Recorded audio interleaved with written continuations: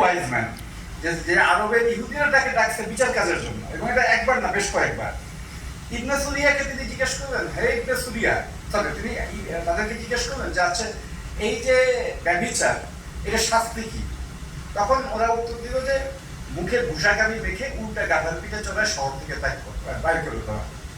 তখন রাসূল সাল্লাল্লাহু আলাইহি ওয়াসাল্লাম বললেন যে না, আমি জানি তোরার বিধান হচ্ছে এটা রজম, অর্থাৎ স্টোন টু ডেথ, সাঙ্গে সার। তারা ওটা অস্বীকার করলো। তখন রাসূল সাল্লাল্লাহু আলাইহি ওয়াসাল্লাম ইবনে সুরিয়াকে বললেন যে হে ইবনে সুরিয়া, তোমাকে সেই মুসার কসম যে তোমাদেরকে ফেরাউনের কবল থেকে লোহিত সাগর পার করিয়ে তোমাদেরকে মুক্ত করতেন। তখন ইবনে সুরিয়া বললেন, আপনি যদি এত বড় কসম না করতেন তাহলে আমি ওদের কথাই রিপিট করতাম যে আসলে এই ঘটনা তাই, আপনার এটার বিধান হচ্ছে রজম, কিন্তু যখন অভিজাত মহিলারা ব্যভিচার করা শুরু করলো তখন আমরা এটার শাস্তি কমায় দিলাম। তখন জনগণ রেভোল্ট করলো যে একজনের জন্য বিচার একটা, আরেকজনের জন্য এইটা কেন?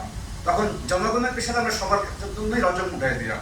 একই কাহিনী আপনি চিন্তা করেন যে বনি কুরাইজা, বনি কাইনুকা এবং বনি নাদির তিনটা গোত্রকে রাসূল সাল্লাল্লাহু আলাইহি ওয়াসাল্লাম তাদের ওই ষড়যন্ত্র করার কারণে হত্যা করেছেন। যদিও এটা অনেকে বলেন যে রাসূল সাল্লাল্লাহু আলাইহি ওয়াসাল্লাম ডিসিশন ছিল না, এটা হযরত মুআযের ডিসিশন ছিল।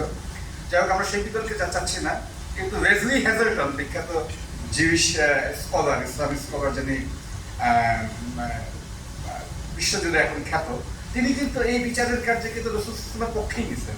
উনি বলছেন যে এই বিচারটা করা হয়েছে ইসলামের বিধান অনুযায়ী না, রাসূল সাল্লাল্লাহু আলাইহি ওয়াসাল্লাম বিচার করতেন যার যেটা ধর্ম সেই অনুযায়ী। আমি এই কথাটা কেন বললাম, এই কারণে বললাম যে আপনি আপনাকে ওই ধর্মের বইগুলিও পড়তে হবে যেটা আপনি প্রশ্ন করছেন। মুসলমানরা যেটা করে না, এটা নিতান্ত নির্বুদ্ধিতা এবং বোকামির নামান্তর। এখন আপনার উত্তরটা দিতে পারছি।